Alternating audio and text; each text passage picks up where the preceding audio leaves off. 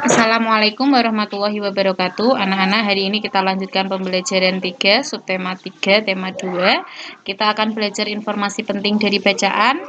Selanjutnya, pentingnya melaksanakan tanggung jawab sebagai warga masyarakat dan juga manusia sebagai makhluk ekonomi. Baik, langsung saja kita mulai. Nah, anak-anak, coba perhatikan kutipan paragraf berikut. Saya bacakan ya. Di banyak negara, sampah sering menimbulkan permasalahan. Penanganan sampah yang tidak dikelola dengan baik dapat menimbulkan pencemaran lingkungan dan mengganggu estetika. Sampah yang dibuang secara sembarangan dapat mencemari lingkungan. Selain itu, sampah yang dibuang ke sungai dapat mengakibatkan pencemaran air dan menyebabkan banjir saat musim hujan.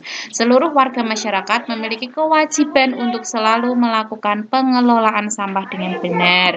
Baik anak-anak, dari penggalan paragraf tadi kita dapat membuat kalimat tanya untuk mencari informasi penting. Contohnya dengan kata tanya siapa? Siapa yang wajib melakukan pengelolaan sampah?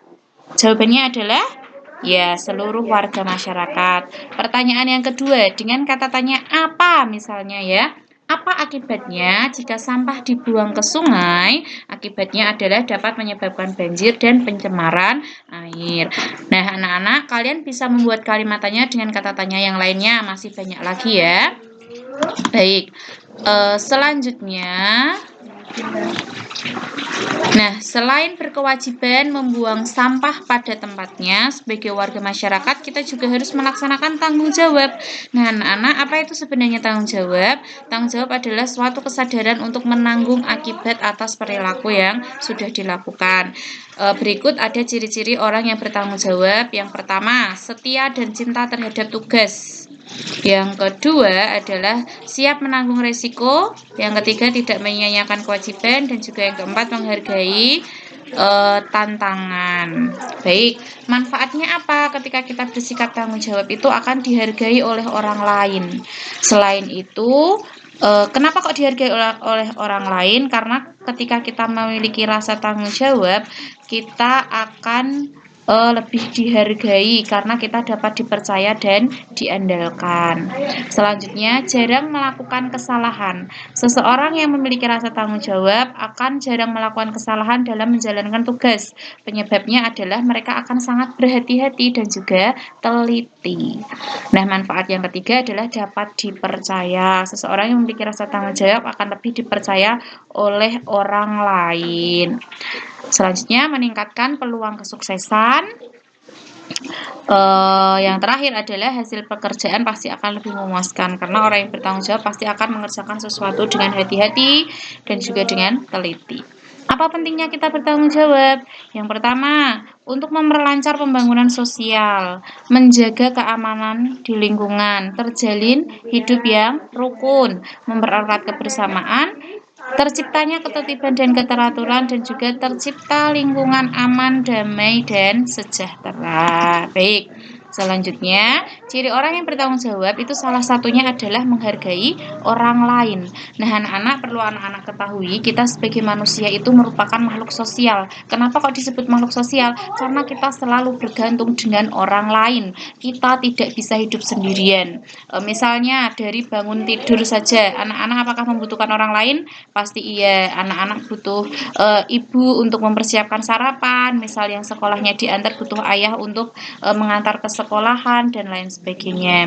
Nah, anak-anak, salah satu kegiatan yang menggantungkan orang lain selain contohnya tadi adalah kegiatan ekonomi. Apakah anak-anak melakukan kegiatan ekonomi? Iya. Manusia itu merupakan makhluk ekonomi atau homo economicus. Artinya apa? Manusia selalu melakukan kegiatan ekonomi untuk memenuhi kebutuhannya.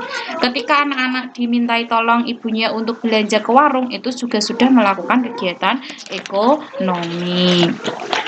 Baik.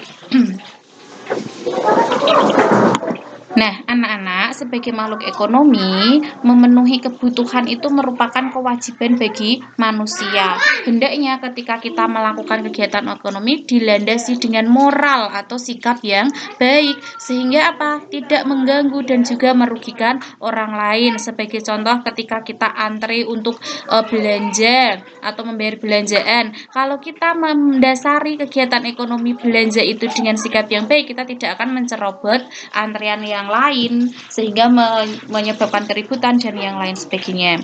Untuk melakukan kegiatan ekonomi, manusia harus berinteraksi dengan orang lain. Nah, salah satu tempat manusia berinteraksi itu melakukan kegiatan ekonomi itu adalah di pasar ya. Pasar itu tempat berkumpulnya penjual dan juga pembeli. Di sana terjadi interaksi antara penjual dan pembeli dan lain sebagainya. Nah, tapi tidak menutup kemungkinan kegiatan ekonomi di pasar itu dapat menimbulkan persaingan, tetapi persaingannya harus dilakukan secara sehat. Artinya bagaimana? Tetap mengedepankan sikap tolong-menolong, empati dan juga toleransi, tidak menggunakan cara-cara yang tidak baik karena pasti apa? Sama-sama menjual sayur misalnya, tapi kita harus percaya bahwa rezekinya itu sudah diatur oleh Allah. Nah, anak-anak, dengan sikap seperti itu tadi, kita dapat membentuk masyarakat yang damai, harmonis, aman, dan juga nyaman. Ya, manusia harus dapat menempatkan diri sebagai makhluk sosial dan juga makhluk ekonomi secara seimbang. Artinya, kita juga sebagai makhluk sosial yang tidak dapat hidup tanpa orang lain, tapi kita juga harus melakukan kegiatan ekonomi yang senantiasa mengedepankan sikap-sikap yang baik, moral yang baik. Nah, keseimbangan tersebut harus senantiasa diupayakan agar tercipta persaingan yang sehat. Begitu anak-anak penjelasan hari ini, kurang dan lebihnya kami mohon maaf. Untuk evaluasi hari ini nanti akan di-share selanjutnya. Begitu kami ucapkan terima kasih. Wassalamualaikum warahmatullahi wabarakatuh.